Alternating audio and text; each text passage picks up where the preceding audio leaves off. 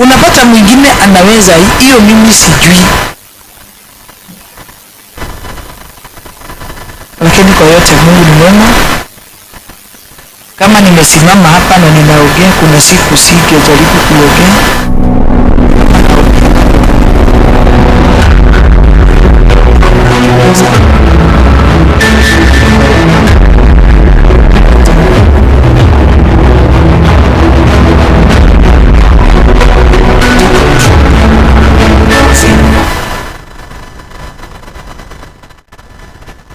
Kila mtu anashuhudianga ubali ametoka na safari ameenenda na Mungu.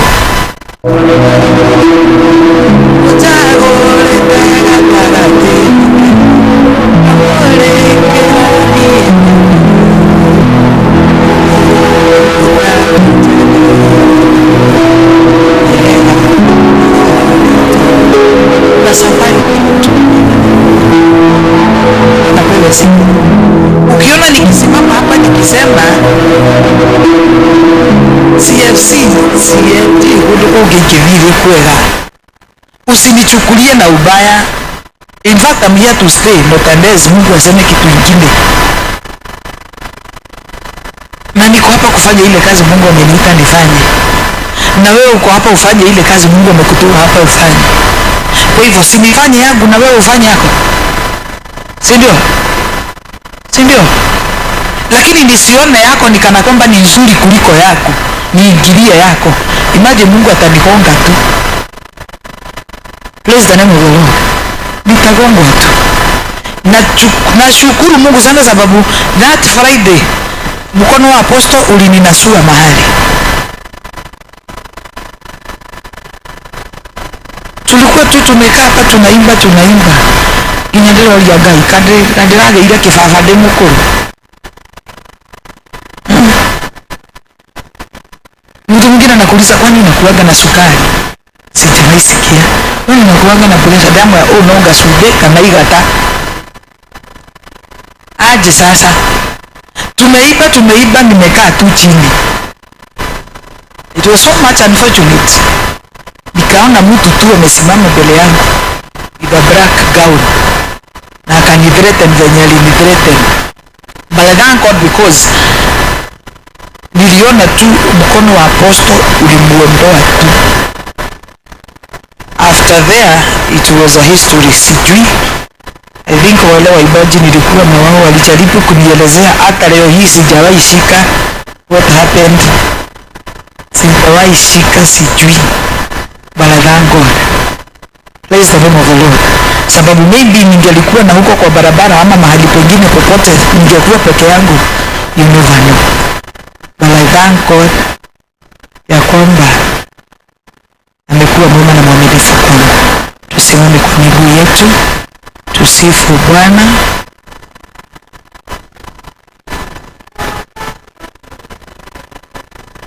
Na tutolee Mungu ibada ya sifa. Praise the name of the Lord. Ndiposa tuweze kuwa na mafundisho yetu ya siku ya leo kupitia kwa mtumishi wa Mungu Apostle Waruinge, kwa uweza wa Roho Mtakatifu wa Mungu. Bwana pewe sifa. Tupige makofi, tusifu Bwana.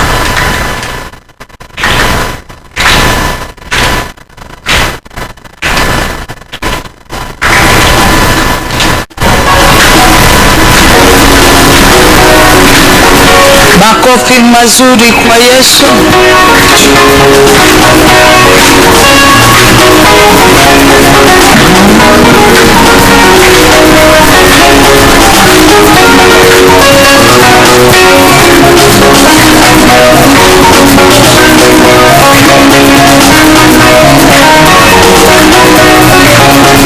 Makofi mazuri kwa Yesu.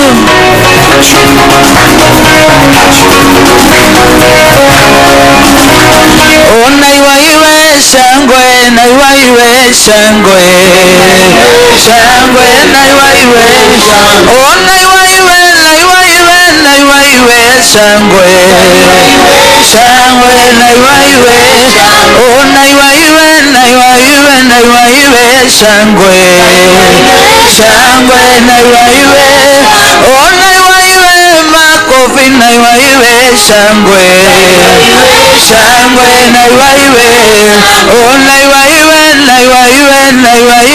shangwe shangwe naiwaiwe oh naiwaiwe ndelemo naiwaiwe shangwe oh shangwe naiwaiwe oh naiwaiwe shangwe shangwe naiwaiwe oh naiwaiwe shangwe oh shangwe naiwaiwe oh bendera yake Yesu sasa inapepea yake Yesu sasa ina oh bendera yake Yesu sasa inapepea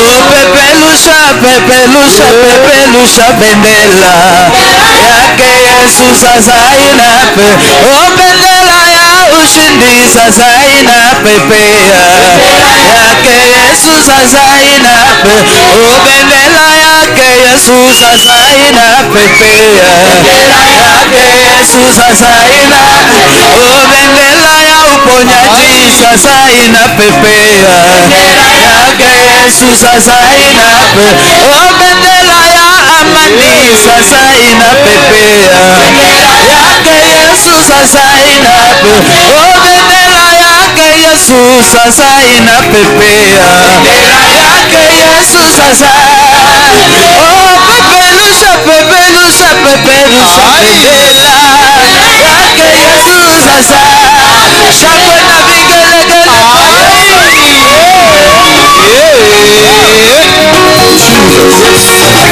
makofi mazuri kwa Yesu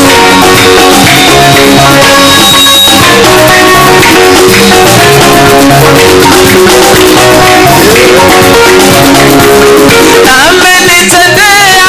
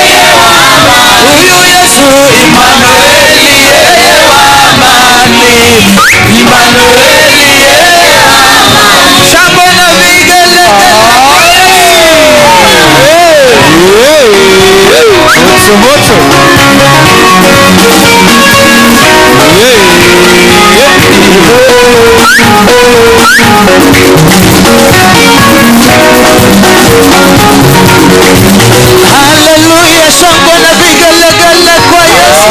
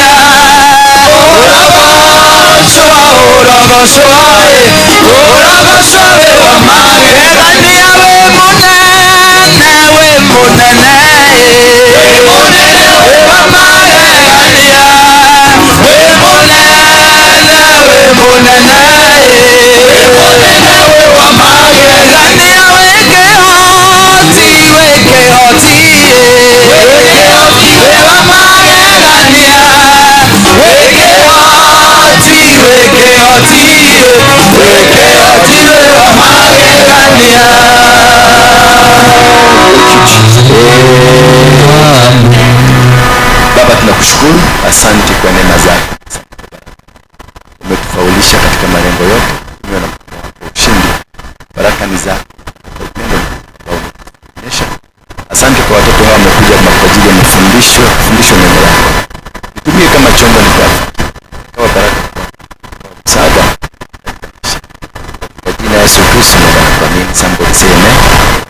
Haya, msalimie mwenzako, mwambie karibu kwa ibada ya adhuhuri hii ya Jumatano. Bwana Yesu asifiwe sana. Ningependa tulie mkazo na wengi, tulie mkazo kabisa, kuregesha ibada katika mida hii ya sasa. Tumesukuma ibada imeenda mpaka saa 8, saa 9 ndio watu ibada ianze saa 6, namaliza saa 8 sharp, watu wanarudi kazini, si ndio? Wametupushi, mmetupeleka hiyo pole mpaka tumejikuta tumeenda saa 8, kwanza tuenda saa 8 ndio watu wanaingia. Ianze saa 6:30, tunamaliza saa 8 kasoro, si ndio?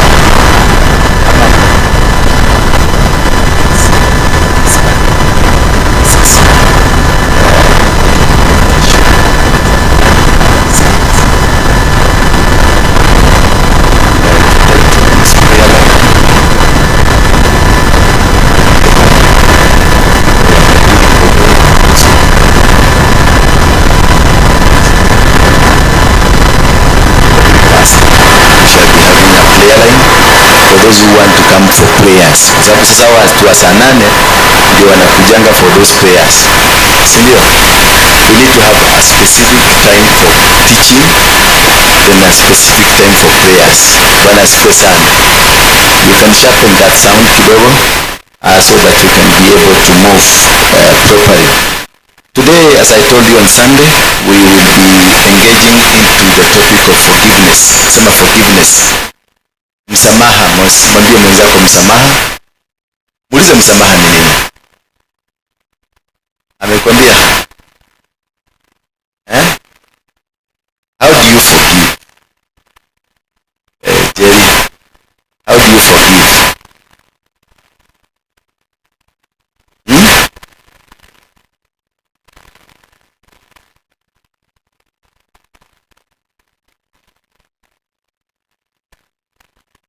You forgive when you forgive someone. Let's begin makofi. Yes, it is when you forgive, when you do what? You forgive someone. Good, that's a good answer. Hii topic ya forgiveness, it is like the bloodline. We had the bloodline, tulikuwa na bloodline, tunazungumzia effects, tukazungumzia power, tukazungumzia na patterns. Also, we are going to do the same. We shall look at the patterns of unforgiveness or forgiveness, the effects and the power behind it. Forgive, or when you forgive, there is forgive. And we are going to start today with the power, so that we can go to the effects. After power, we will go to the patterns. Then we shall go to the effects. Then we shall go to how does it operate. When I say sana. So be keen on this. Be keen to tender deep, very deep, because most of us have discovered we are suffering not because we are supposed to suffer. But when you have these huge challenges of life, not because you deserve these huge challenges of life, it's because you are carrying burdens that are not necessary. Mizigo umebeba, mizito. And we fail to read or to hear the word of God. Maana wakati Yesu alitoka, aliambia wanafunzi, kwa sababu walimuuliza tutakuwa tukiomba namna gani? Akawaambiaje? Muwe mkiomba hivi, muwe mkiomba. Si muombe hivi, muwe mkiomba. That it is a present continuous tense for those who went to school like me.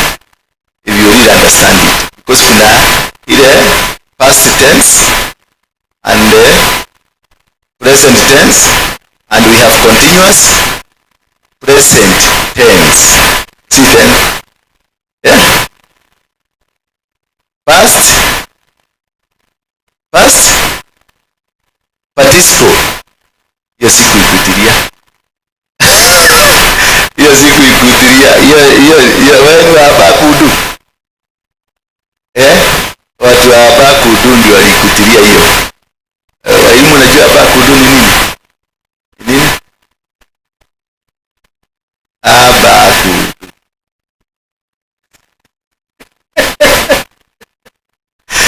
Ni mtu wa, sisi ni watu wa ABC. Si ndio? Yes. Walimu ndio watu wa hapa kudu. Sisi ni wale tulikuwa tunaweka mkono hivi. Ikiguza hapa unaingia klasi. Lakini sasa wewe lazima uende mtoto. Na sisi tulikunywa maziwa. Wewe ulikunywa maziwa ya nyama, ulikunywa ya ng'ombe. Ya ng'ombe. Asante. So nataka tuangalie hii jambo, maana ni kitu kimefanya watu wengi sana are not living the way they were supposed to live. Not because we are sinners. No, you are clean, you are worshiper, you are leader of the praise and worship, you are the pastor, you are an evangelist, you are a good leader, but there is a heart, there is something in you that has brought you down. This that is in you that has brought you down is the spirit of unforgiveness. Same spirit of unforgiveness. When you have spirit of unforgiveness, it means you are not ready to be set free. Jesus told the disciples, this is how you will be praying. Our Father who art in heaven, thy kingdom come. Hello?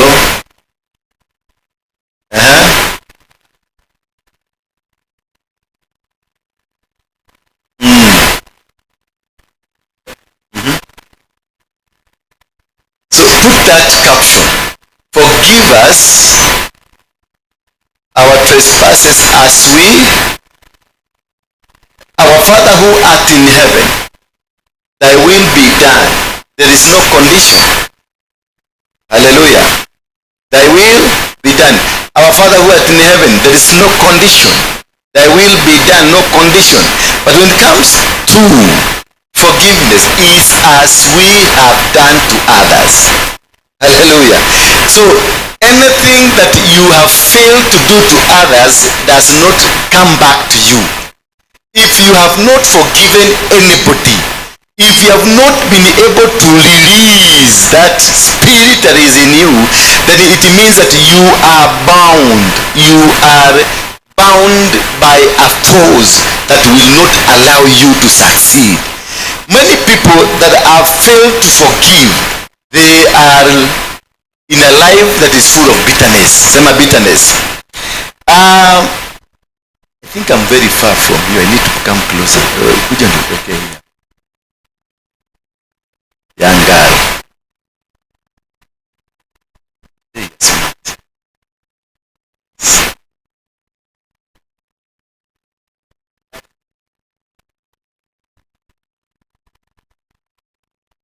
Naweza.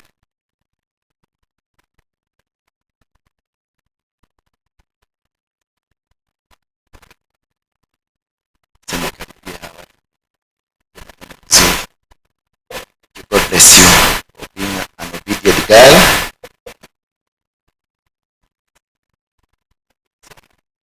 Mwambia thank you, anakwambia you're welcome. Lakini watu wengine hapa anasema na naenda na ni kama hakuna kitu imefanyika. No, it's very important for people to say thank you. It's more than anything else. But there are people you help, you walk with them, but they wanakwambianga thanks.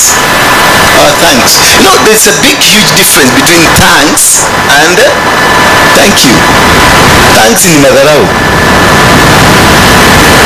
Hello. Thanks. Hiyo ni madharau.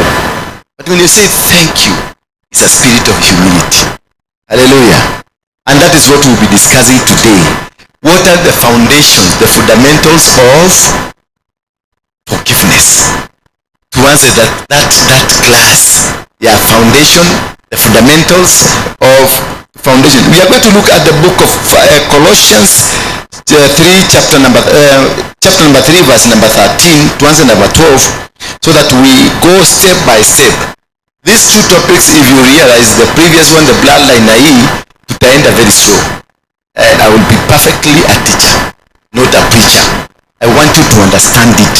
Because once you understand your bloodline, then you come to forgiveness, then you come to the next topic that I will be introducing, you will be free. You will not need any pastor to come and lay a hand on you. You will be free, because most of the 30 things that are in you, it is you who is carrying the disease. Most of the diseases we have in our body, it is because you are carrying them. You introduce those things that are operating in you. In the book of Colossians, chapter number 3, verse number 12, the Bible says, "Put on then God's chosen one, holy and beloved." You put what? Compassionate hearts, and be patient, bearing with one another. If one has complained against another, forgive each other. As the Lord has forgiven you, so also must forgive. Bwana Yesu asifiwe sana. Verse 12, put on as God's chosen ones, holy and beloved.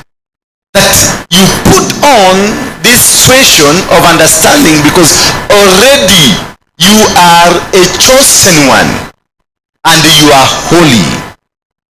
You are not an ordinary person. You are not an ordinary citizen of this world. You are not just a walker, somebody walking. No. You are special from the word God. Therefore, as the elect of God, as the elect, you are not an ordinary person. You are a vessel that God has chosen, a vessel that God has elected for the purposes of his will. That is why he's talking to you. Therefore, as the elect of God, holy and beloved. You are not only holy, but you are also beloved. So you are not that person that is of neglect. You are elected by God. You have been chosen by God. And also, to make the matter worse, you are a holy person. So from the beginning of you being holy, you are not an ordinary. Therefore, you don't deserve the luggages you are carrying. You don't deserve whatever that you've kept in your heart does not belong to you. Whatever that you are doing today does not belong to you. That person you hate is not your character. That family you hate is not your character. The people you hate is not your character. You are not a product of what you are. Because you are not an ordinary person.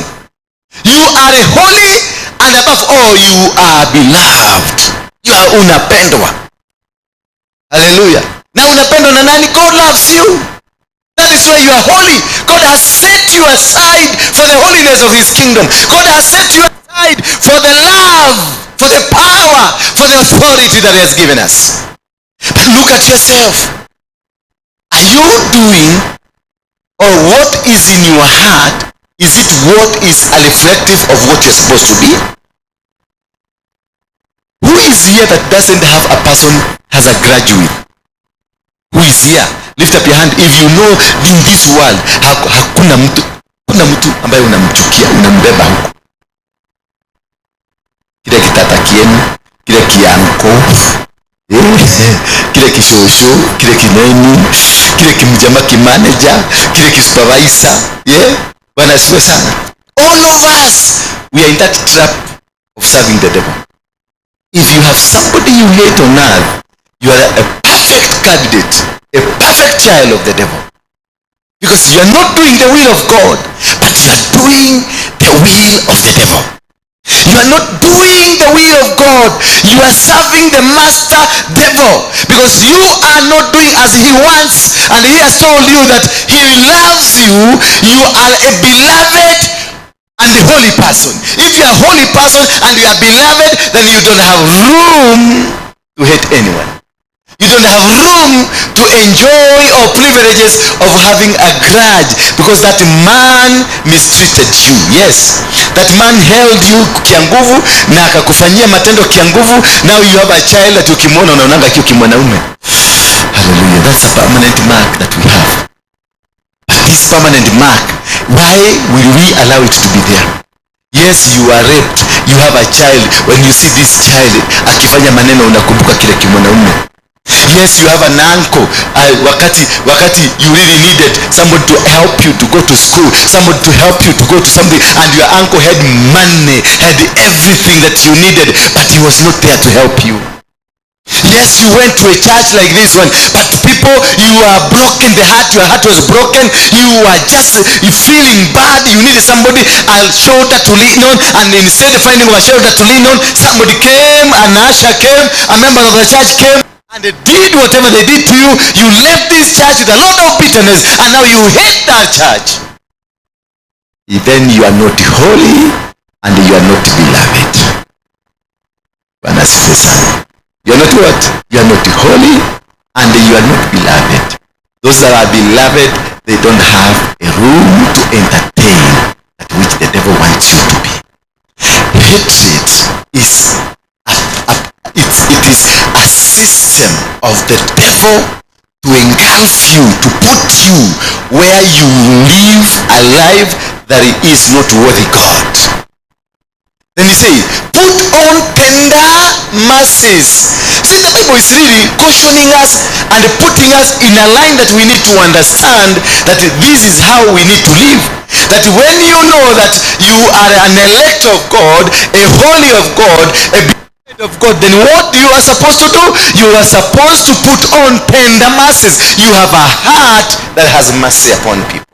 You have a heart that loves everyone. Doesn't matter how they take you, how they look down at you, how they have misused you, how they are dealing with you. It doesn't matter. What matters is that you have a tender mercy. Your heart, your brain, your mouth, your ears, your eyes have that gadget that speaks of mercy, that you feel that this person belongs to God. This person is a holy of God. This is a person that was created by God. This is a person that hakuja tu hivyo alikuja kwa maana the Bible says he made man and woman is in his what? In his image. So how are we supposed to live? How are you supposed to be? You're supposed to live a holy life without anyone that you hate in your life. Without that man that, yes, he did whatever he did to you, but you need not to carry that as a problem in your heart. You need not to live in a life that you hate them. Yes, they did so, but don't hate them, because when you hate them, then you know you disqualify yourself from being holy. Then the Bible tells us what? You have compassionate hearts, kindness, that tender mercies, that is compassionate heart. Then have the kindness. When you have the compassionate heart, then you produce what? Kindness. When I have compassion for you, when I have a heart for you, what will come out of me is being kind to you. When I feel that this is a human being, this is a child of God, This is a man that has an image of God. This woman looks like God. This woman is so special because he has an image of God. When I look at you, I look at a representation of what I look like. If I hate you, I hate myself, because if I hate you, I hate God, because you look like God. And in me, I look like God. If I hate you, I hate myself. If you have anybody you hate, it's not a real person you hate. You hate you. The much, just look at it. How much do you hate this person? That is how you look like. Hivyo unasikianga ukiona hiyo kimutu unasikia kutapika. Hivyo ndivyo wewe uko. Hivyo ndivyo unajikutapikiaga. You hate yourself. Can you look at yourself? Just look at yourself. That's how you look like. I told you they say you look at yourself. Did you look at yourself? Yes, that's how you look like.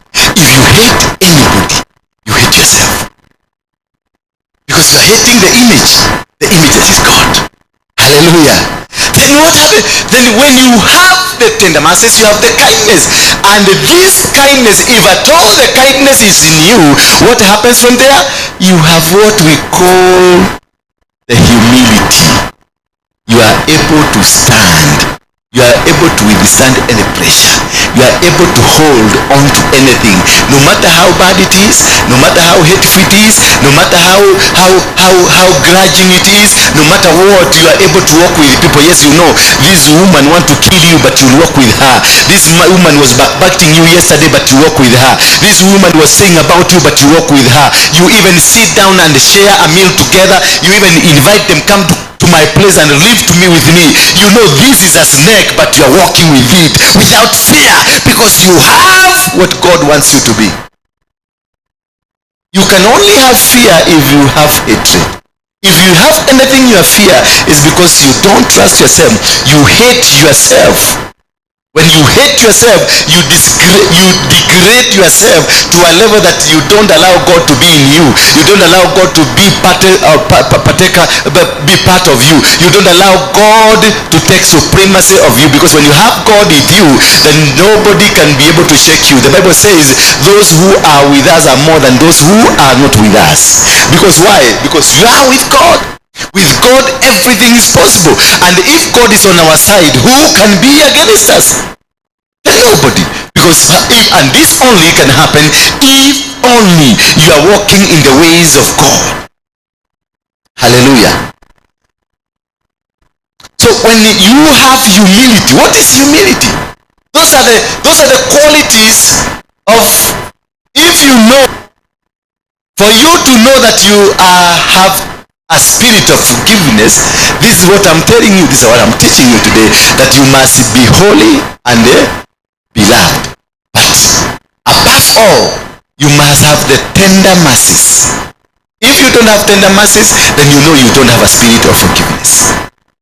If you don't have kindness, if you cannot feel for that person, yes, she is your enemy. She did whatever she did to you, but she's facing a challenge today. Will you take your unga? Will you take your whatever and go bless that family? Yes, they did whatever they did to you when you were young. They neglected you. They fought you. They brought you down. But now their house has been burned. They don't have a place to sleep. They don't have a blanket. They don't have food. Yes, you are in that position, the position that they were when you are not in that position. Could you be able to go and tell them, chicken yugahi?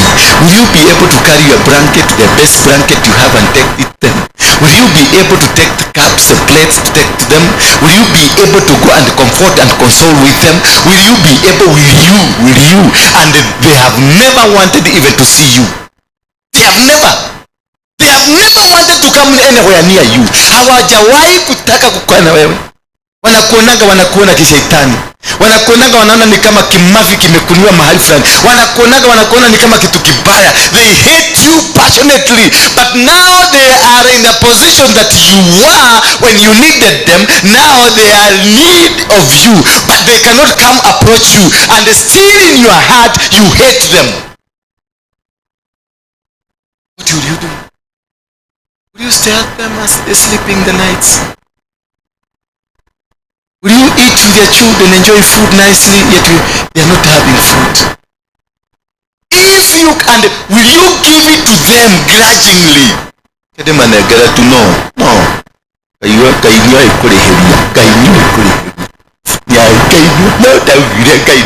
That is not giving. You are still carrying a grudge. You don't need God to go avenge it for you.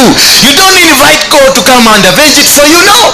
You give it as though this is my brother, this is my sister. You forfeit anything that happened in your life.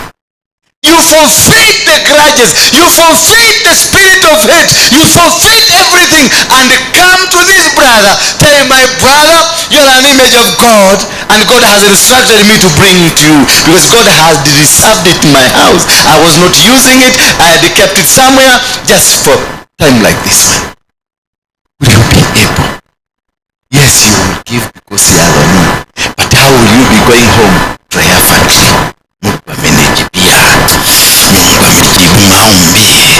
Maombi maiguogo watasikia hivyo vile nilisikia. Mungu kaida kamaga. That is not giving. You are still under the grudge. That's hateful. You have invited God to avenge, to fight. That is wrong. You give it and go and pray with them that this disaster can go away. You go and tell them Pole, and even tomorrow and the other day you come and receive them. You tell them Pole, whatever that is happening should now happen again. Hallelujah. Dominic, lift me again. And this is what that you need. If you don't have the mercy, then you can never have kindness. Kindness is feeling. Nyumba yao imechomeka. Mtoto yake amekufa. Kazi yake imeisha. You have that feeling. Yes, alikufanyia. Walikutesa wakati mlikuwa watoto. Uliteswa.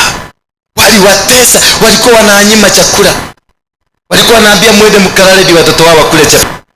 Nyinyi mnapatiwa getheri mkule. Mlikuwa mnaambia mwende mkachuke ng'ombe watoto wao wakienda shule. Hamkusoma. Ile kazi ya kwanza ulitoroka ndio kaenda ukafanya house girl. Kwenye house girl ukapata na mdosi akakupeleka shule ukasoma. Sasa umeandikwa kazi kwa safari kwa mwendi tajiri. Sasa wao ambao watoto wao walisoma wote wanakunywa changana na busaa. They are useless and they are hopeless. And when you come and look at them and say, Mugwarari. Walikataa kutusomesha jeshera cia ithome. Rĩu ciana ciao gĩciciothereria. Ona ũrĩa mahiana. Matangari madu. God is watching over you. You don't have kindness. You are not kind.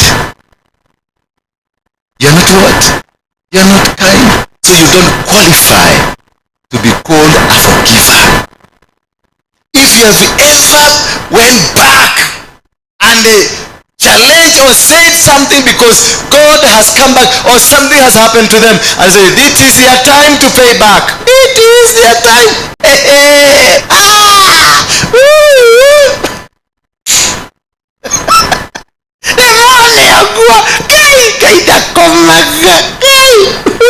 Unacheka mpaka unaanguka chini. Then you don't qualify. You are as good as being a devil. If you have never done that, if wakati ulishabikia kuona kuanguka kwao, na ndivyo walikutesa, wewe na shetani ni kitu moja. You don't avenge. You must have that kind heart. Ukuwe na moyo wa huruma, moyo wa kuona kweli yaliyokutendekea sio mazuri. Whatever that happened to you was not good. We pray together. Munashikana mikono. Ni adui niwe wakurageire mwana wako, lakini na munashikana mikono munaomba, Baba, I stand with this family. If you cannot have that, then you don't qualify to be called a forgiver. Then you will never be forgiven, because that is the condition. We forgive us as we forgive those who trespass us. Then you don't qualify. It doesn't matter whether it is God doing it for you on your behalf. You don't need to even go and look and say, this has happened. No. You need to forget it and forgive it completely, because God knows how. handle. It is the same God that is now avenging that God, the same God kept you alive. You are alive because of this same God. So had he wanted you to die, you could have died in their hands. But he had the compassion. He had the kindness to be kind to you. He was kind to you and made you to stand again, and made you to become again, and made you to succeed again, and made you to be what you are. You are not what you are because of your education. You are not what you are because your uncle took you to school. You are not what you are because you found somebody who gave you a loan of money and you are able to fight to start a business. You are not what you are because you are employed in a good company. You are not what you are because of whatever that is happening around you. You are what you are because God has given you a chance to live and see his greatness. It is by the grace of God. By the grace of God we are standing. By the grace of God we become. By the grace of God we have succeeded. By the grace of God we are called children of heaven. Hallelujah. Bwana Yesu asifiwe sana. Then number 3, after having the kind heart, you must be able to have humility. Uwe mtu ambaye anajua kuvumilia. Mtu ambaye anajua nini? Kuvumilia. Dominic, this speaker seems to a speaker. You have that humility. What is humility? If I may ask, what is humility?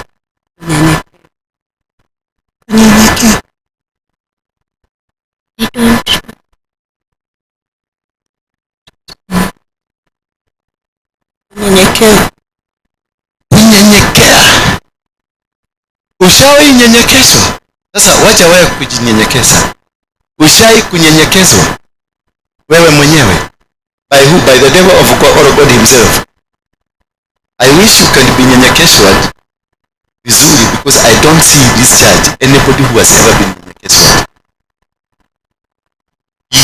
Kama mungekuwa mmenyenyekezwa, hiyo ego mnakuanga nayo kanisa, hamungekuwa nayo. You got too much ego. You are too proud. You are too arrogant. You are too special. I wish umewahi kunyenyekezwa. Then that is when you realize you need God the more.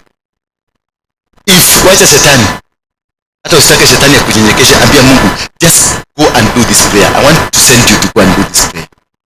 Ask God. Ufinyange nini? Unifinyange, unifanye nini? Jinsi utakavyo. Guys, I want you today, and before we end, I will pray with you that prayer. Then in 1 month to come, you tell me kama umewahi kunyenyekezwa. To compare this 1 month na your last 40 years. That is when you will understand you have never been a Christian. I can attest to you, there is no single Christian on this world. Until you go through that fire, that is when you understand this Christianity. Christianity is about humility. Christianity is about being humble. Christianity is about going down to the earth. Christianity is about just living godly. Hello. If God, I remember one time, you know, the life I came from, ile ya huko tulikuwa, I was a boss, I was a king, I was somebody who was untouchable. Nobody kama Simon Muka. You will not be sitting anywhere 50 meters near me. How on earth? When bodyguards are all over. Wacha wakati ilifika wa kunyenyekezwa. Si kunyenyekezwa nikiwa upande ule mwingine, nilinyenyekezwa wakati nilivuka nikajiita Mkristo, because nilijiita until I was made a Christian. Let me tell you, you will never make yourself Christian. You are made a Christian. If you have not been made a Christian, then you are not a Christian. Being made a Christian, it is wewe kufinyangwa. You are destroyed. Oya nyugo, chukua nyungu. Ile ya kupikia na ngapi unajua ile nyungu? Ile ya matope. Ushike, uinue, uingie kwa jiwe, uipige ipasuke. Kisha uchukue nyundo, uipige mpaka ikue unga. Hiyo ndio sasa ni kufinyangwa. Kubomolewa ndio ujengwe upya. Kubomolewa Kubomolewa, my dear Fred, my sweetheart, kubomolewa ni unawachwa mpaka unakosa mafuta ya kujipaka. Ukipita hapo kwa barabara unakoa hunyoketa takebu. Kunyenyekezwa ni mpaka hii miatoka inaonekana. Umejipaka mpaka unajaribu kufeel na miatoka hii. Na unanyenyekezwa kulingana na ile laini Mungu amekuitia. Kama wewe umeitua uponyaji, kuambia watu waponye, utapelekwa kwa uponyaji. Wewe mwenyewe ndio utapitishiwa process ya kupona. Bwana Yesu asifiwe sana. Utawekwa kwa kitanda. Utakaa miaka miwili kwa kitanda. Ndio utakuja. Unalala hospitalini, unaombea watu wanatoka hospitalini lakini wanakuacha huko. Bwana Yesu asifiwe sana. Kama you are a financial, a kingdom financier, you will be taken through a process of finances. Ilimo ugathina kinya wahituka fara, ukiona mtoto akitafuna maidi unamuomba, unamwambia so nipatie kadogo. Mtoto na hiyo mtoto ako na makamasi imefika hapi na ingine imefika hapa na mkono iko na chafu, lakini unamuomba hiyo maidi uume tu. Kulingana na venye mahali umefikishwa na hii dunia. If you have not been there, I remember one day Mungu alinisababisha nikakosa mpaka fare. Imagine coming from a convoy of cars to going to line hapa railway station. Ile line ilikuwa inaenda inatuzungusha, inakuja hivi, unajikuja, umekaa hapo. Huyu yako nyuma hajakujua na huyu yako mbele hajakujua. Ukienda kufika mahali makaka wanakujua, na watu wengine wanakujua, unaona hiyo laini imebomoka yote. Na magari zote zinafungwa, kunasemekana gari ya ziada. Ni kwa nini? Unauliza ni kwa nini? Wewe ndio sababu na watu wapeleleni zimebomoka. Gari zote zinasema hazibebi. Unaenda I walked from here to pale Dagoretti Corner pale karibu na ile supermarket iko hapo. Nilienda mpaka Dagoretti Corner mguu. Kutoka saa 1 nilifika huko saa 3 usiku. Nilienda kutembea, sijakula. Naona watu wakitafuna maidi, naona kama ninaweza kumunyang'anya nimshike. Naona watu wakikula mahali iko hapo kwa barabara, unaona kama unaweza kwenda ushike hiyo chakula ukule. Bwana Yesu asifiwe sana. Nilipofika kule Dagoretti Corner, gari basi ikakuja usiku, nikaingia nikajificha. Lakini tulipofika Karen, makaga kwenda kuitisha, kaona ni mimi. Niliona makaga amerudi haraka, akaambia dereva, huko. Dereva aligeuza gari mpaka police station ndani. Kufika police station wote wakaruka nje, ni kama ni kuna bomu huko ndani. Wote watu waligile walitokea kwa madirisha. Mimi nilibaki. Wanauliza ni nini huyo? Ni nini huyo? Bunduki zote za polisi zimekuja zikatolewa hivi. Nikaambiwa nishuke, usiwezi kushuka, kaona ni mimi. Alikuwa anaitwa Kaliokia kanisa. Niwe. Nikiweka. Nikamuuliza nikisema mimi sijui. Sasa hiyo mpaka makaga na dereva wameenda pande ya OB ya police station huko kwa OB. Wamejificha huko, maana ile mtu wako ndani ya gari ni shetani. Usiweze kaniambia, hai. Nikalalishwa chini. Wakanisachi wakaona sina kitu. Nikaambia usiweze. Wakauliza madereva, ni nini? Huyu unajua ni nani huyo? Unaniuliza ni nini? Wewe hujui huyo ni nani? Huyu unajua. Atini amefanya nini? Wewe hujui anaweza fanya nini? Wewe hujui. Nasema nikaenda kuamka hivi, naona wote wanarudi. Wewe hujui. The man who was moving, gari zinaondolewa kwa barabara. Sasa nimelalishwa chini. Bunduki nimewekelewa hapa. Na bado watu wanakutoroka. Magari zote zilikafungwa. Kutoka hapo things zina revolve one after the other one. Wakati huo ndio magari zangu zilikuwa zimechomwa, nyumba zangu zilikuwa zimechomwa, I had nothing. Pale nilikuwa nimekomboa kanyumba Matasi, ukienda Matasi hapo kidogo mbele.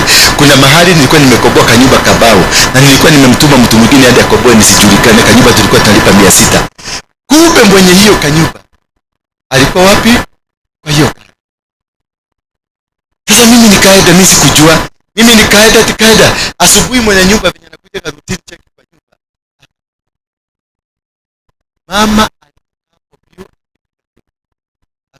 Akasema, akapiga watu wote wakakuja. Na hiyo kanyumba kalipa nilikuwa nimeenda.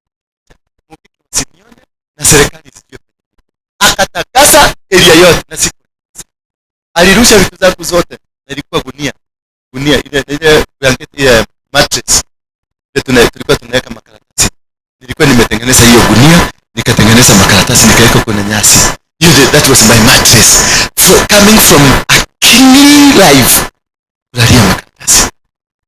Alafu kupuka hizo makaratasi zinakuwa hizo manyaki zinakuwa na tugunyo twingine tunakuwa tuko na miguu mingi, kanakuja hapa kanakokanya kidogo, na hiyo nyumba iko na mosquito, na hiyo nyumba iko na vitu vingine, na alafu hii nyasi ni nyasi ambayo inanuka, ilikuwa haijakauka vizuri, na hii makaratasi nyingine iko hapa inaleta gogoni. Sasa nilikuwa nakuliwa na mosquito, nakuliwa na gogoni, nakuliwa na huto tududu, na bado baridi na sijakula. Usiku moja baada ya kusikia njaa kabisa, niliruka kwa shamba ya neighbor hapo, nikachuna mboga, nikaenda nikapika, nikaweka kwa maji hivi nikakula. Mtu mwenye alikuwa nakula Intercontinental, I used to sleep Intercontinental, nalipa hapo ndo nitalala. Nalipa kitanda moja, one night tulikuwa tunalipa 150,000 hapo, nalipa nitalala hapo. Sanari hapo ndo nitakula tukila sogu tu wine. Kutoka hapo nitaenda Serena kukula dinner, huko ni kulala. Huku unakuta per night per day una spend 500,000. Alafu unaweka karatasi gunia, unaweka nyasi ndani. Hapo ndio nalala. Nilikuwa naamka hivi ninasema sasa nimekufa, nakufa, najiangusha chini tu kwa naangalia pale naanguka. Nikimaliza kukufa tena najikuta niko hai. Nilijaribu kukufa many times, but it didn't come. When God is dealing with you, you will try everything and nothing will work. And wherever you go, you try to cover yourself, God will uncover you. Hallelujah. Unajaribu kujificha watu wasikujue, hapo nakuta na kasichana kakwetu, Margaret hito. Na ulikuwa umejificha mpaka kuna mtu asikuone. Hapo ndio kushughulikiwa na Mungu. Kama hujafika hapo pa kushughulikiwa na Mungu, yeye mwenyewe anakushughulikia vizuri, basi bado you are not a Christian. A Christian ni kuchomwa mpaka unachomeka, unatoka chombo. Kile chombo kinahitajika. Kama bado uko na maana ya kukula, kama bado uko na kitu ya kuweka, kama bado you are still walking, na bado unabrag, na kuna mtu umebeba roho chafu, kuna mtu bado unachukia, kuna mtu ambaye umpendi, kuna mtu bado, you are not a Christian. That is why I normally tell you I am 6% saved. Bado ninashughulikiwa. Hallelujah. Bado fanya nini? Nashughulikiwa. Kama ningekuwa Mkristo juzi ndio nilijua, bado sijakuwa Mkristo vizuri. Kajamaa kamutubaitika kakuja kwa kanipita hapo, karibu kanivujia mataa ya gari. Niliruka nje kama mshale. Ile roho iliteremka, ile ya siku hiyo ilishuka, nikakashikia hapa, nikamwambia wewe nikalia hapo. Mama mwingine alikuwa anaendesha gari hapo, kama Apostle msamehe tu kai.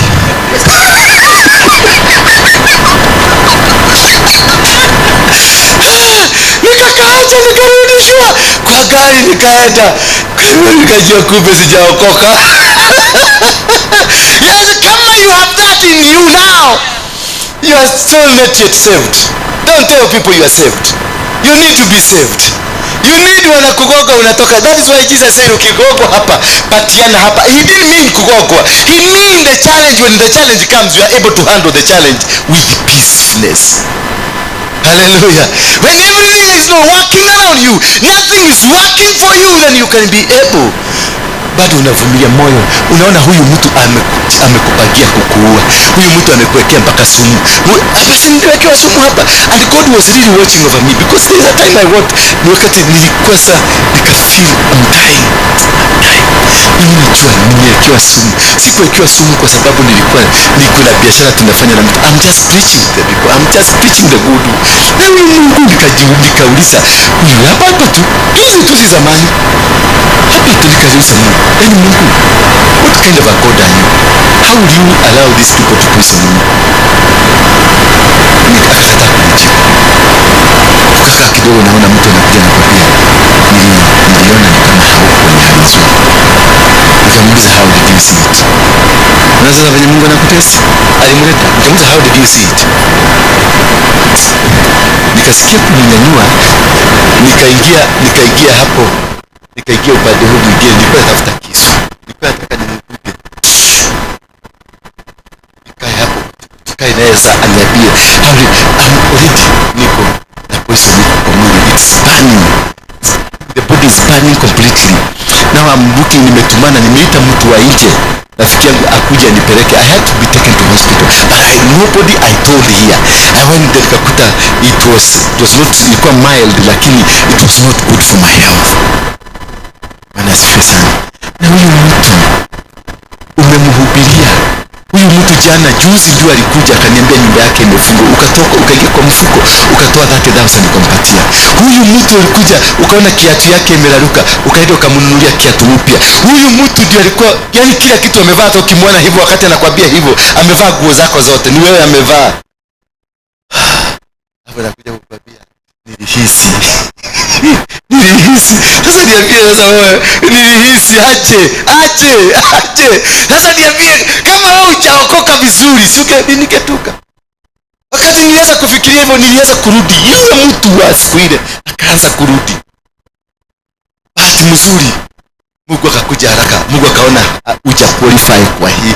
Sasa nimekarudishwa tena kwa class. Tunakutanga there are people who be around you irritating you every single day. Why? Because kile kinashughulikiwa ni hati yako. If you find these people are irritating you every day, wanakutukana. Wewe mumaraya, ukaona moto, ukaona wewe koma, wewe shaitani, wewe mwanakana wewe shaitani. Oh, ni hard.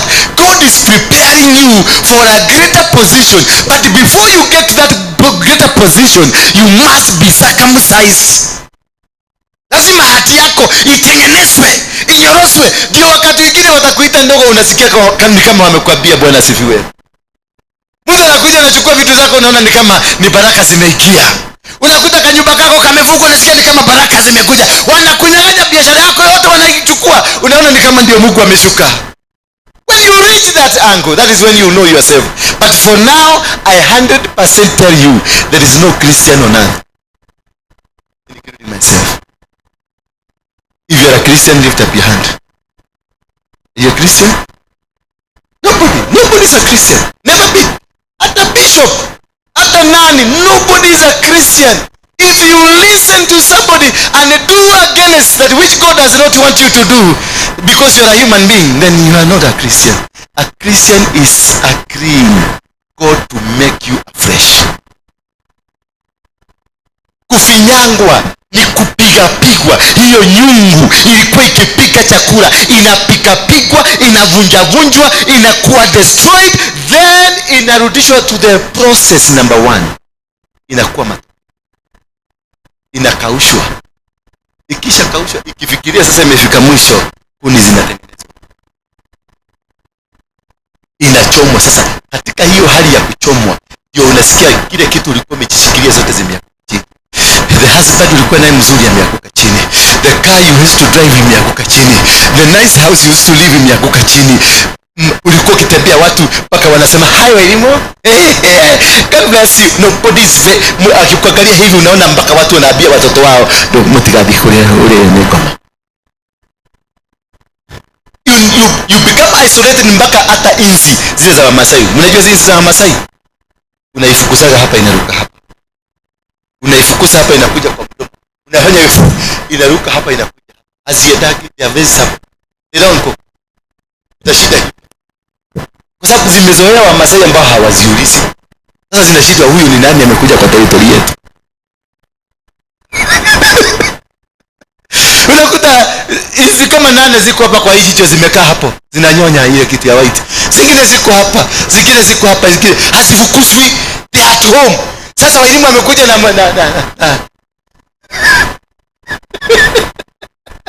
anaanza hivi. Utachoka bure, utachoka. Zitakusumbua and you not do it. Utatoka hapo kama umetapika. Sababu utakuta ukienda kufungua mdomo unasikia mbili ziko kwa mdomo. That is how God will operate you until you are purely purified, dealt with. Na hiyo ndio mambo mingi imefanya Ukristo wetu umekwama. The ministries around us zimekwama. Because God has called you, and the way he has called you for a mission. And this mission, you have to qualify. Your heart has to qualify. Your thinking has to qualify. Your tongue has to qualify. Did you ask yourself why Isaiah was asked by God, who is ready to be used as a vessel? Was he the one who was asked? Is Isaiah nani alijibu?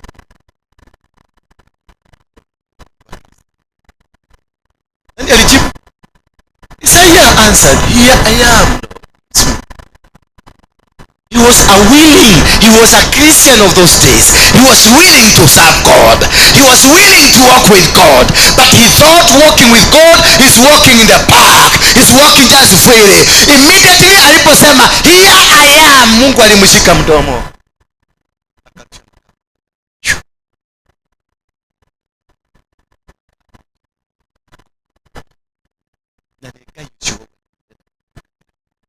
The same say, I want to serve him because others refuse.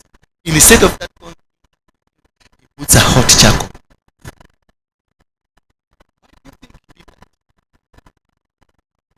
Hello? Why do you think he did that? Yeah? Isaiah ni mtu ambaye alikuwa wakashishi kuongea mingi panganga itura ikima. And that's why he was able. Those watu wanakuanga na panganga, they are able to capture every information in the village. Hata yeye was able to hear the voice ya Mungu. Watu wa panganga, they hear it very quickly. And he heard God is asking for someone to be used. Kwa sababu alikuwa ni broker. Isaiah alikuwa broker. Na mabroka wanasikia every activity around the village.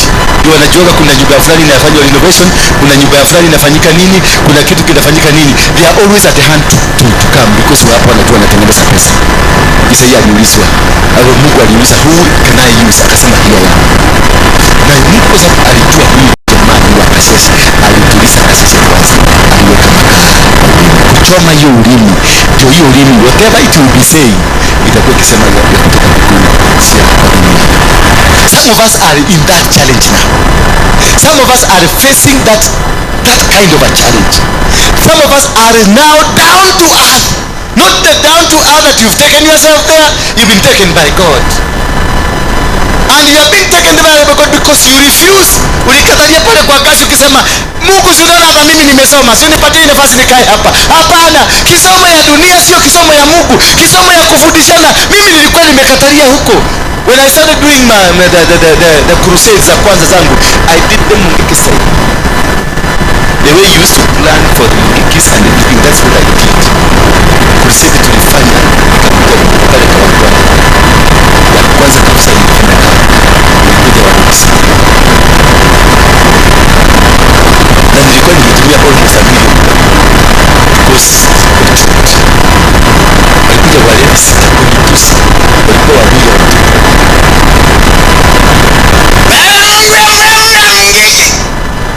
Ujinga hapa nakwambia nini ujinga? Takataka wewe kwenda. Kingine ikachukua mali ikanirushia. Sasa nimeshika pale moto tuko na mtu mwingine tunahubiri. Mimi nahubiri na Kizungu na mwingine anahubiri. Bwana akasema God said. Bwana akasema basa. Unazimwa, tulizimwa na watu 6. Wale vitu. Na jukwaa ikaagushwa, maspika zote zikaagushwa chini. Na wakatuitia kelele, Waluya wote wakakuja. Akasema yule mtu ya Mungiki amekuja kuleta Mungiki. We were chased like dogs. Na nilikuwa nimesikia sauti ya Mungu.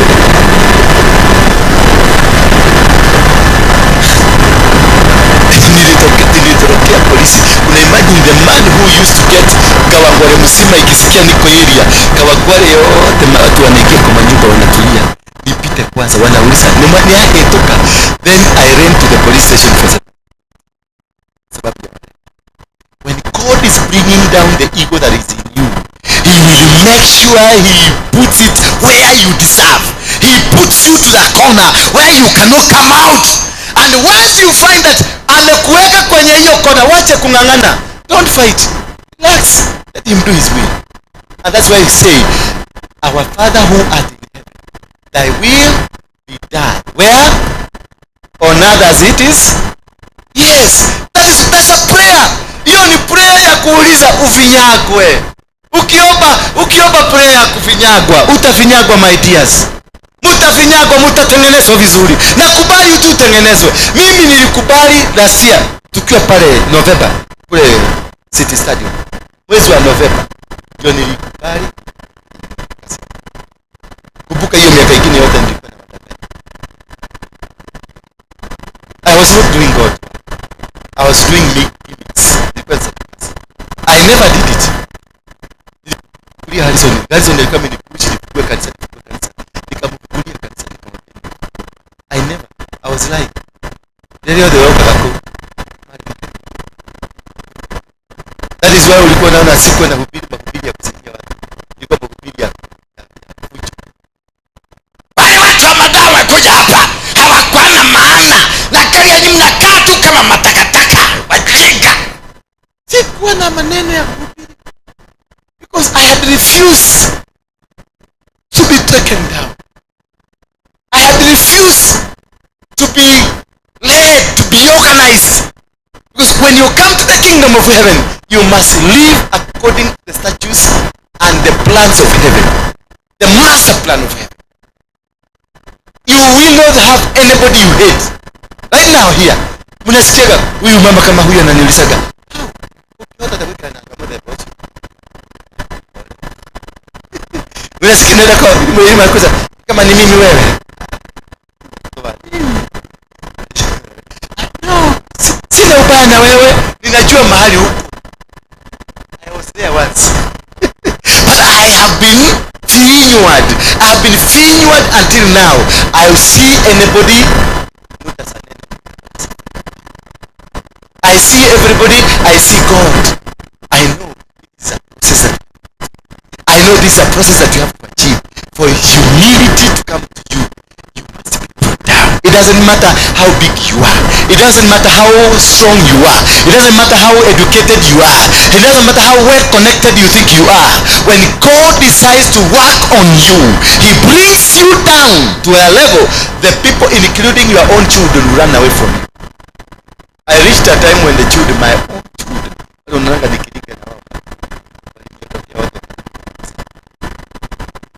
najaribu kuita mtoto niambie siku nimeenda kwa mama.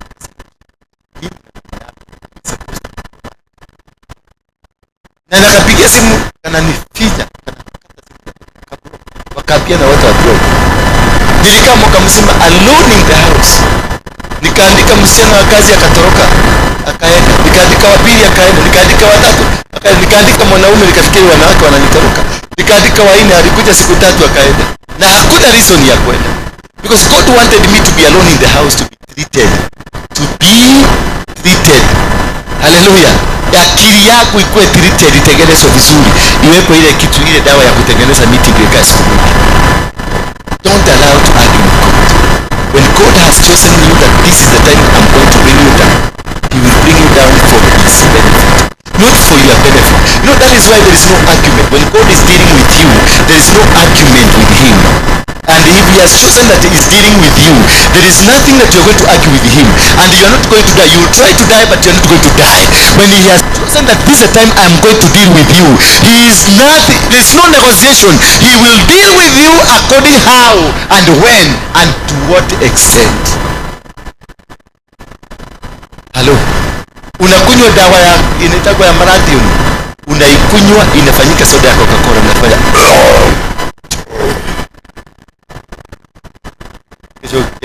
kesho ukiamuka na kutoka unaona inafanyika vitamin C. Ile magonjwa yote ilikuwa kwa mwili inakufa yote wewe. Mungu anakuambia ngoja hakunina diabetes ile ile kubia imemalizwa na Marathion. Ndio unaona wapasa wengine wakipatia watu chiki wa kunywa. Si ati ajui alifanya kitu kama hiyo ilifanyika, lakini it was not commanded by men. It is God who commanded. And then you go try to do things that God had commanded, then it will flop on you. Hello. Sasa angalia huyu mtu anaitwa Elisha. Elisha alichukua chumvi, alienda akakuta kisima ambacho kiko na maji. Mashamba, miti, vitu vyote ni vizuri, lakini kisima kilikuwa na maji, alikuwa na nini? Na mapozi. Bwana Yesu asifiwe sana. Then akawakuja huko, akawaambia nipeni bakuli mpya. Mtie chumvi ndani. Is there in any phrase of the Bible where walienda kwa supermarket? They never went to the supermarket. They went into the house and came out with salt. They went into the house and came out with a bowl. A new bowl. was there. Then Elisha akachukua chumvi ile akarusha kwenye kile kizima. Kutoka siku hiyo mpaka wa leo, the water has been the best of Sasa yeye chukua chumvi upeleke kwa ile kizima yenu, uone kama chumvi ile iko ndani itaisha. Haitaisha, because God has an inspiration over something that particular time. People are called because seasons, and are called according how are you treated. Ulitengenezwaje na ndio ufike mahali hapo. If you don't have a heart that is humane, and if you're not kind, if you don't have tender mercies, then you are not qualified for the next step of God. Hautakuwa qualified. You must have tender mercies, kindness, humility. And the other one now is number what? Huh? Number what? Number 4, meekness. What is meekness for those who want to speak? What did that do? Being meek.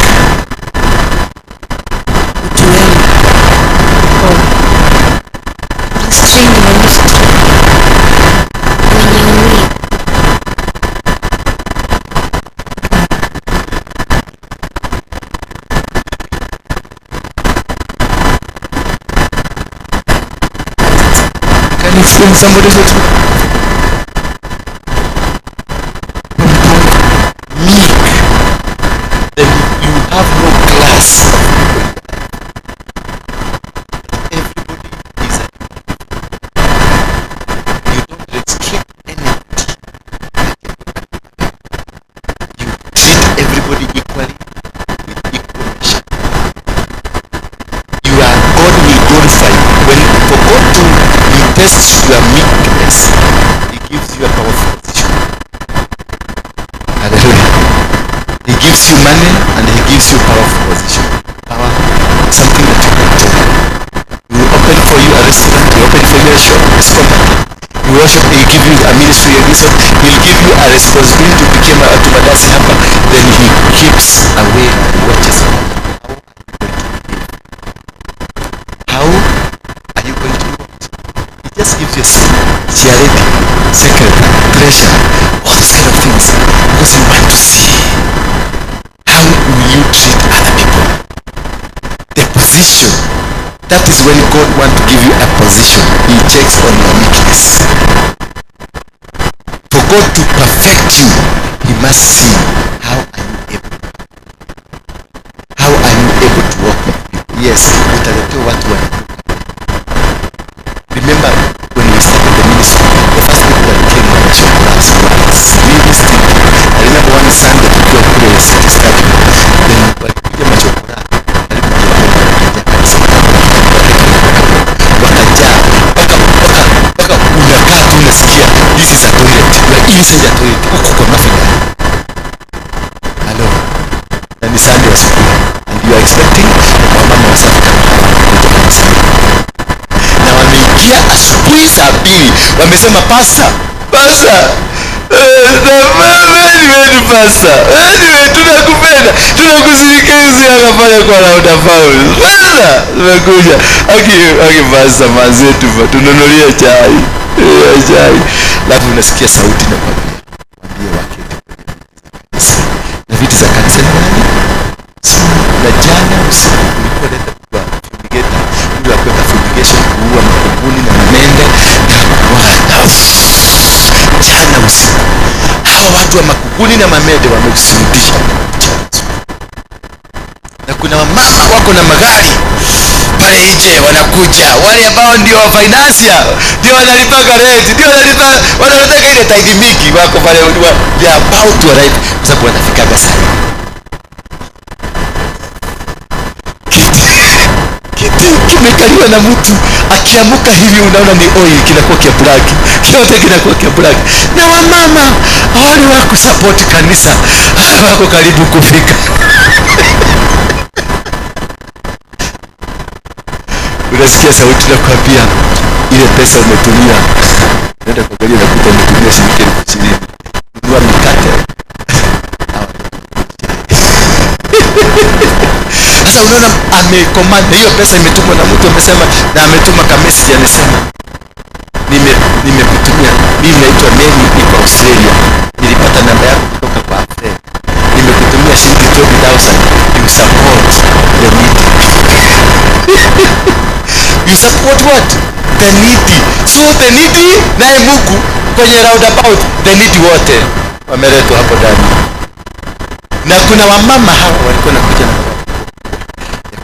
na walikuwa na vitu zao reserve, kama huyo kuna kitweka reserve, huyo kuna kitweka reserve, huyo kuna kitweka reserve, lakini naitoka haraka hiyo vitu yote ilikuwa imekaliwa na masokora, na yote ilikuwa na wote walikuwa na oil.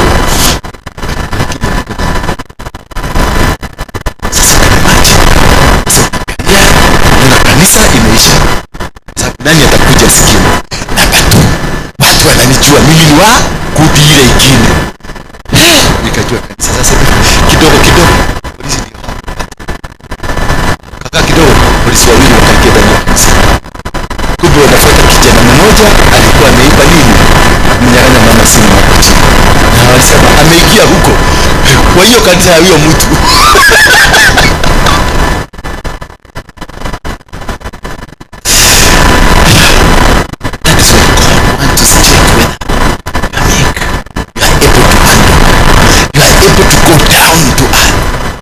If the day you find you are not bragging around, if the day you are saying that this is my sister, this is my sister, this is my brother, huyu ananuka, huyu ni ako ni millionaire, huyu ako nini, huyu ako nini, but you are handling them together with a lot of peace, with a lot of kind, and you don't see anything wrong, that is the day you will recover. Umefika uko karibu kuanza kwenda mbinguni. Ni wapi? Bwana Yesu asifiwe sana. When these are all tests, these are all tests to have a tender mercies, to be kind, to be humility, to have humility, to be meek. Those are the tests for you. And forgiveness or unforgiving heart.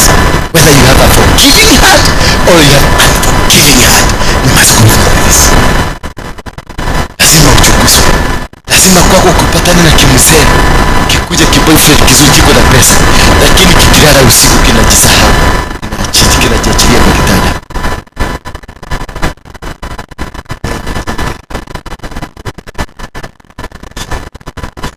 Nawe pasta, naroketa kuwe hivete.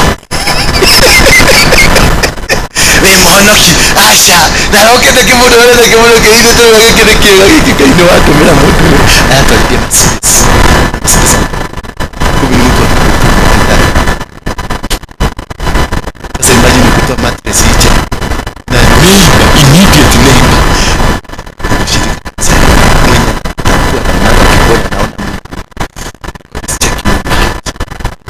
God is checking you. When you go any place you go, watu wanakuja, they irritate you, they tell you mad fun things. God is checking your heart. He's checking your heart. Well, again, when you're able to handle, that is the time God will start using you. That is when the presence of God will start manifesting in you. It will never manifest in you if you're not ready for the house. If you're not ready. And the last thing, but not least, long suffering. I wish hizi zingine zote zifanyike, lakini hii ni ngumu. Long suffering. Sema long suffering. You are able to enjoy whatever kind of suffering. That is the time you find challenge comes. Hii ikiisha, another one comes. Hii ikiisha, every move you are trying to make, unaingia kwenye shimo. You make this one shimo, you make this one shimo. Unaenda heaven's gate kuomba, ukitoka tu, ukiteremuka pale, kwa sababu the holiness, God is holy. Unaona Mercedes imesimama hapo chini, lift, yani from the presence of God. So the Mercedes to shuffle me to the city. little did you know that this is the beginning of your adversaries. Now from there your life start collapsing. Kumbe huyu ni devil worshipper was designated to wait for you at the gate to take you where they took Jesus. After all things that Jesus did, after the 40 nights of prayers and 40 days of prayers, who came to him? The devil came in the spirit of the devil came and they took him to the wilderness to go and be tested there. Long suffering, it is a test of how are you able to endure. And endurance, it is something that can take long. God will give you a ministry and he will keep you in the ministry for 18 years without anything, bila chochote kuongezeka ama kutoka. You are there, unakaaga na watu 20 wakiongezeka, wanaenda 21, wanapunguka mpaka 9. Na wale wote ambao uko nao kanisani ni watu wa kuomba fedha. Bwana Yesu asifiwe. Ni watu wa kufukiwa nyumba. Ni watu hakuna chakula ogorani na ni mkubwa. Na ni yeye ile pesa alitoa kwa Bwana Yesu asifiwe sana. Basi watu wengine hawa kuhesabu pesa wanamwagiaga. Ni kwa nini watu wasiwekelee pesa hapana? Kuna watu wa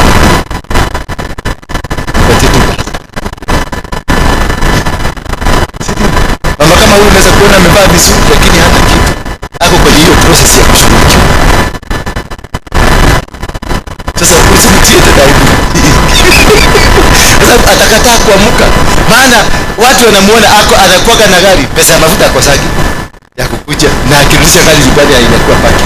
Mpaka saa tena anapata pesa ya mafuta. Na akakumika kukuja kutoa mafuta.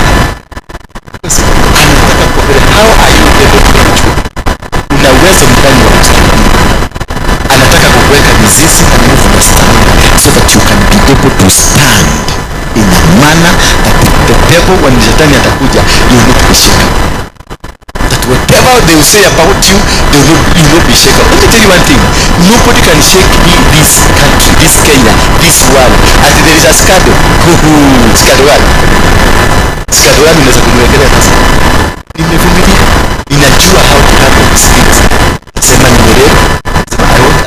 One time I was ati mimi nalala. Yes. Si alitoka mmoja. Nimesema kuishia tena. So I have been tested and proved. You have to be tested and proved by going through a fire that is a continuous fire. So whatever you are going through now, it is a continuous fire. Don't come asking your pastor that how long this is going to take. It is going to take as long, as much as you are stubborn in your head, that is how long it's going to take. All these things are controlled by you. The willingness to serve God. The willingness to be humble. The willingness to be meek. The willingness to persevere. If you are not ready to persevere, the challenges, the abuses, the neglects, the things that they have been looking down on you, anything they have been doing, wanakuona tu wanaona wewe ukiingia kwenu sikukuu. Unaona kila mtu wanakuondokea familia mzima.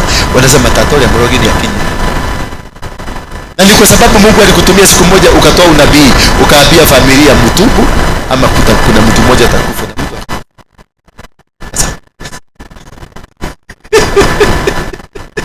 As a family repent. As a family let's change. But they refuse. And they say there will be a punishment as a family. The punishment ikakuja. Hawa watu watakuita na. And that is a permanent mark. A permanent. Unafika tu wakati wa sikukuu unaona mkutano yote ya Christmas inavunjika kwa sababu you are the topic. Bwana Yesu asifiwe. And this will be there. Na itaenezwa to other family members. Na mahali popote unaenda unakuta you are the point. Watu wanakuchukulia. Watu wanaangalia wanasema yule nyokile. Uigeito ega. Unaenda kusema na kadhabi unaenda kumtendea kwa dhabi unaona wanasema asa tu kwekagete. Unaenda kukuta wengine wanapika chapati, unaanza kujifuga lesa tunataka kupika asa dikana ndio tobo safi. Unatoka hapo unaenda kuchota maji, unaona maji umechota umelete lakini inapelekwa na huko nyuma mwangu yote. Until you are able stand, unakuwa mvumilivu, maana umekomaa, unakuwa pila. To be able to succeed in long suffering, you are qualified to be a pillar that cannot be able to be broken. Hallelujah. And that is what we need. And that is when you find that all these 5 things are happening in your life, then the heart of forgiveness is in. You can be able to see anybody mistreating you, na unamwambia kwa kanisani. Unakuta adui yako amefungua nyumba, unarudi kwa mfuko, unamwambia ndio. Hallelujah. Unakuta mtu mwenye alikuwekelea kegenyo, alienda akambia bwana yako, nimekuta bibi yako sahi akimumunya na dua yako ikaanguka huko. Sasa unamkuta ako kwenye shida, similar problem. Unamwambia sister, the day you discover you can be able to do that, that is when you know you are a Christian. Otherwise, in this house there is no single Christian. There is no one. Hapa hata mimi sema kuna mtu nimekata. And once you don't have that heart to forgive, you carry grudges, then you become sick in your mind. The next topic that we'll be looking at, the effects of unforgiving. What happens to you? Hello? What don't you learn? What happens to you because of that unforgiveness? It is a very bearing with one another and forgiving one another. Are you able to bear with one another? Let me tell you, church members, can I tell you something? In this church, there are people who don't see eye to eye. Is that true? In this church, Penina, there are people who doesn't see eye to eye. Being one of them. I know according to you.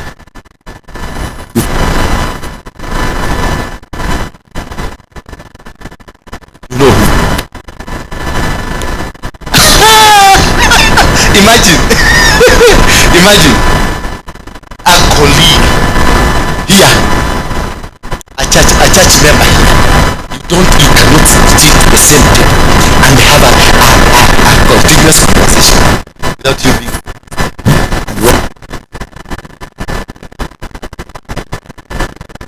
I wish I could be able to speak.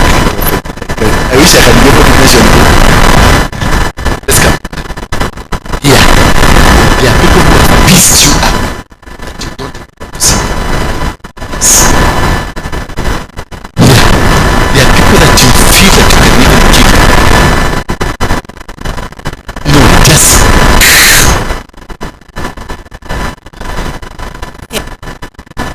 it's not happening then.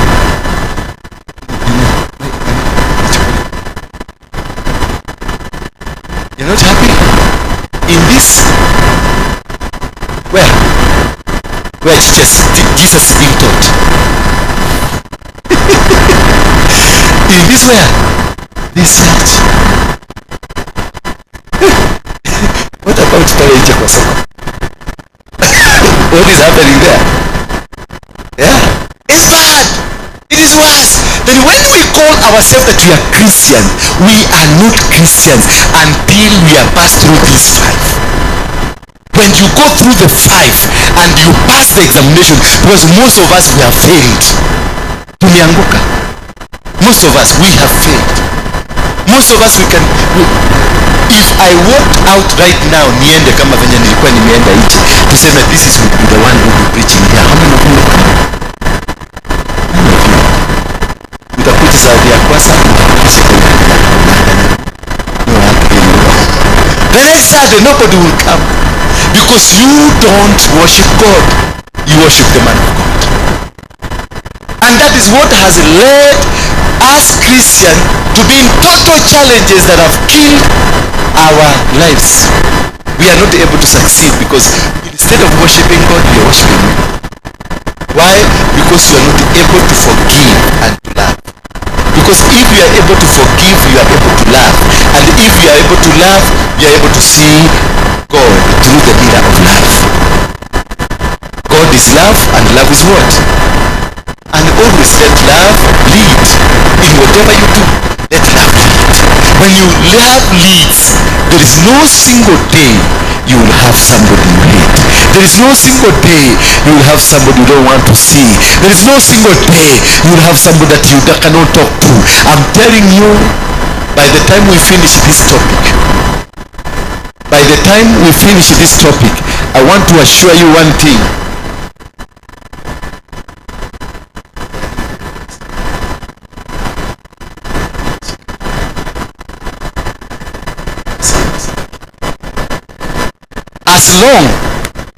As long as you are not passing through this, that you are not being able to bear with one another and forgive one another. You see, you bearing with one another. That yes, I know you are not good, but I can bear with you. I know but I can bear with you. I know you are a backbiter, but I can bear with you. I know you are an accuser, but I can bear with you. Until you are in that position that you can bear with me, despite me having all those nonsense, then that's the time we need to accept. We need to seek God. Because this has brought a lot of hindrances. Bearing with one another, so that what can happen? Forgiving one another. If anyone has complained against another, even as Christ forgave you, so you also must forgive. So how will you forgive if yourself, you cannot be able to forgive yourself? How? If yourself inside you don't qualify inside you've been not taken through the process.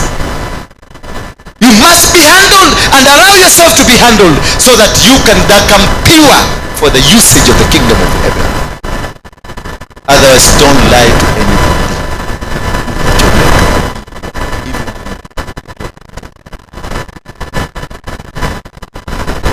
That is what will happen. Why? Because we have refused to live. We have refused to walk the way God wants us to walk. We have refused to do the will of God. That's why we have diseases. That we have the challenges in our lives. Most of us here look at the gas for me. Most of us look at diabetes, pressure, all this man of diseases. It's as a cause of unforgiveness.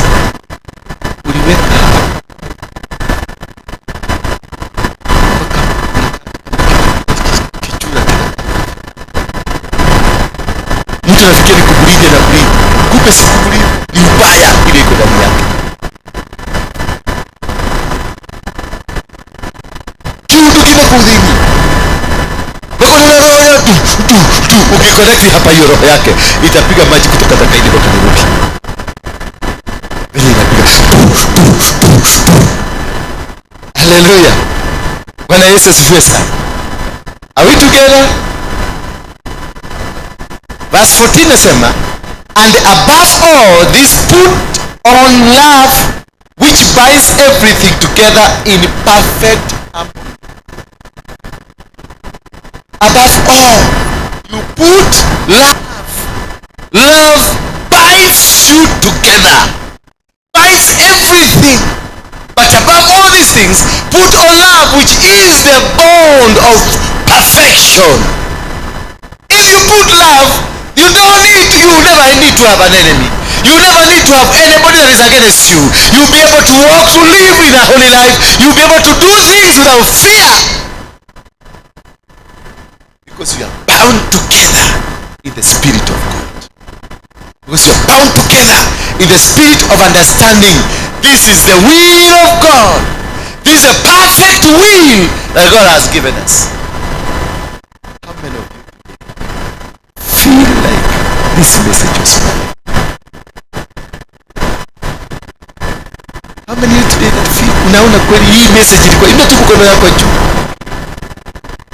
How many many of you today will want to receive Jesus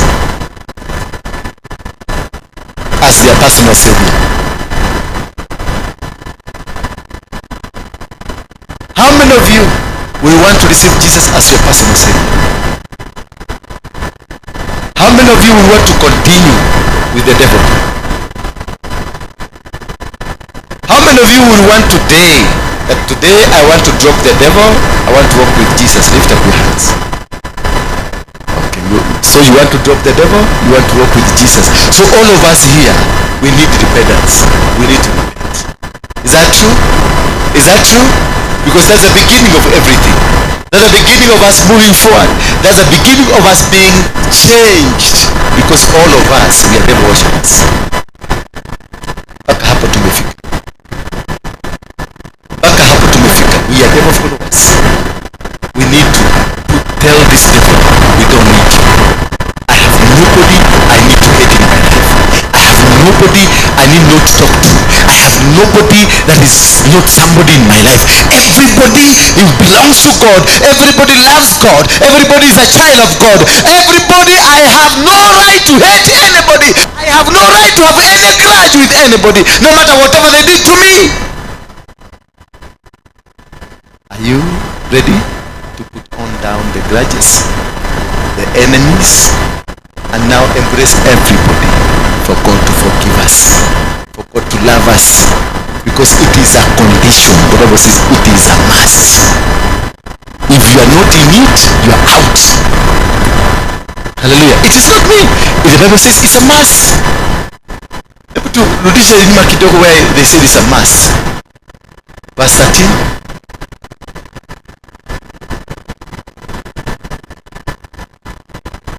Bearing with one another and forgiving one another, if anyone has complained against one another, even as Christ forgave you, so you also. What's the end of the game?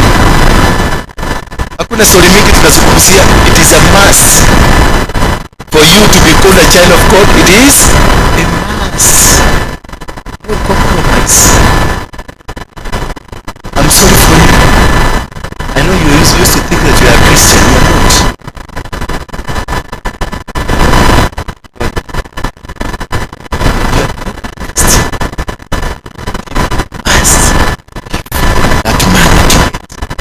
That person you cannot talk to.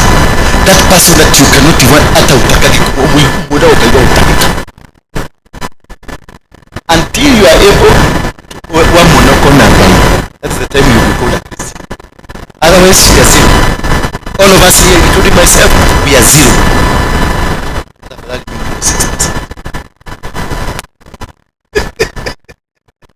We need God. We need to know God. We don't need why we need God. Why God created you. We need to ask yourself, why did God give you that? In the morning uliamuka. Kuna wengine wamepelekwa. Saa hii as you are talking, kuna mtu anarushwa kule St. Motion saa hii. Why do you think you're so important? Why do you think you're so special? You're not special. You're not even important at all. Tumesikia. Thank you. Yes, ask a question. Stand up. When you ask a question, you stand up.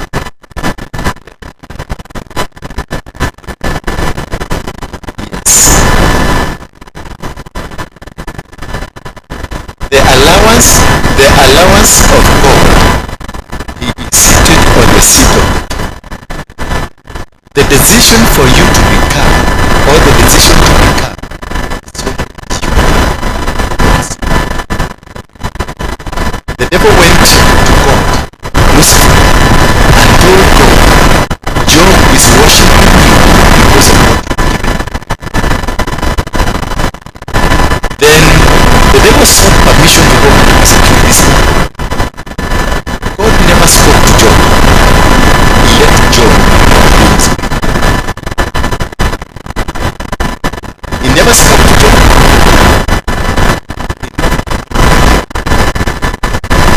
Lucifer went to Job and did what he did. Job stood firm, made a decision going to worship my God. Daniel was accused by the king, and he was persecuted and put through persecution. But Daniel told God, even if you rejected me, I will not turn away from you. Meshach and Abednego, they had an option of turning away from God, but they did it. They stood with their God and told God, even if you rejected me, I will not reject you. I will not reject you. The power of seeking God, or walking with God, or living the way God wants you to live is not with God, it is with you. God is seated there on the seat of throne, watching over you. You have a position. That is why we confess our sin, forgiveness to come. Any other question?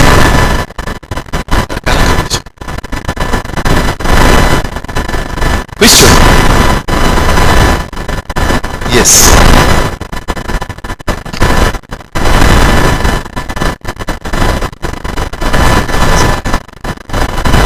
When you preach to us, you tell us that the grace that you have a certain grace from the Father, and so there are things you need to go through. So when you're saying about us going through Finyanga, maybe because you went through that, we don't have to go through that. We can share in your grace. That's the Christianity of today, that it has been lied to you, and the burden of seeking God is yours, not mine. But when it comes to the ministry like this one, the challenges of ministry that my spiritual father has gone, we will not go through. But the burden of your relationship with God, it is you. Yes. Any other question? Quickly. Another question? Quickly.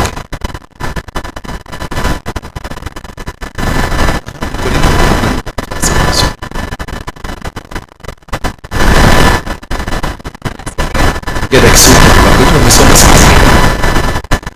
those who keep on anointing people, they get reward from God. They what? Get reward. From God? Yeah. No. How is annoyance from God or from the devil? You say we get tested. Yes. God will not test you with annoyance. Let's look at the book of Genesis.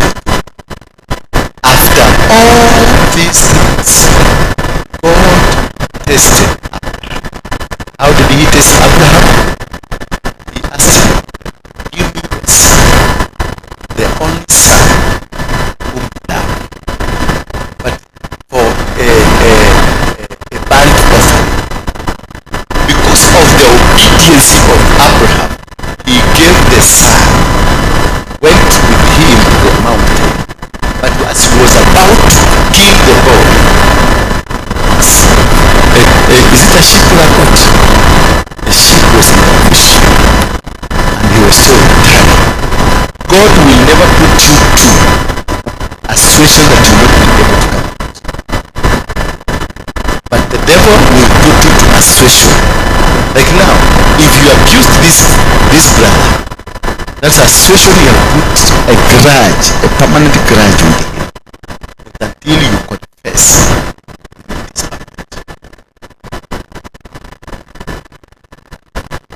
somebody? Yes.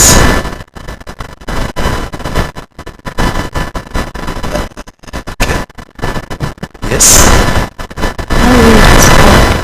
How old is God? That's a very good question. There are 5 things, or is it 4 or 5? God is omni.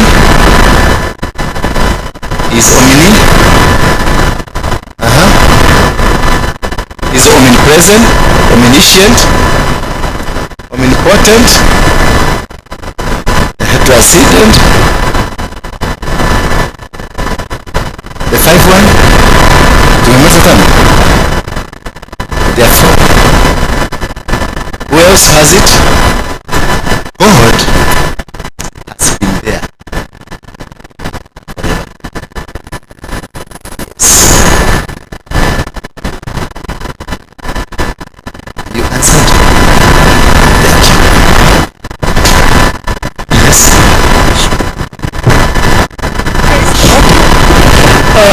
question. Maybe, okay, we are told that we should not have an offense, whether you are the offender or maybe whether you are the offender or you're the one who has offended. You're not supposed to have an offense. What happens when maybe, okay, I'm not talking about a situation here, it's a general question I'm asking. What if somebody offends you and you find a place in your heart, you forgive that person, but maybe that other person has not forgiven. He or she may pretend that maybe she has forgiven you, but he or she knows very well in her heart or in his heart they've not forgiven you. Does it affect you? The position of God: forgive us as we forgive those who trespass us. We have read here verse what? Colossians 3:13. Bearing with one another and forgiving one another. If anyone has complained against another, even as Christ forgave you, you must. So the reason for us forgiving is because you want Christ to forgive you. So your forgiveness is a relationship not between the person you have a problem with, a relationship between you and God. So when you forgive, you are building a relationship where your relationship with God, not with that man. Jifungua. Akiwachwa na magraji zake, wewe umeondoka, you have been forgiven by God. You are building a relationship not with that person but with God. Yes. Somebody else? Mtu mwingine? Can we close the chapter? Yes? Somebody else? Tusimame tu.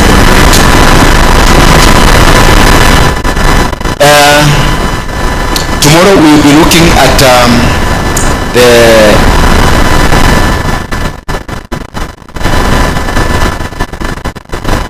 how does unforgiveness impact on our mental capacity, our body, our health. How does it affect? How has it contributed to the economy? How does it contribute to families, the breakages of families? How has it contributed to your health? How has it contributed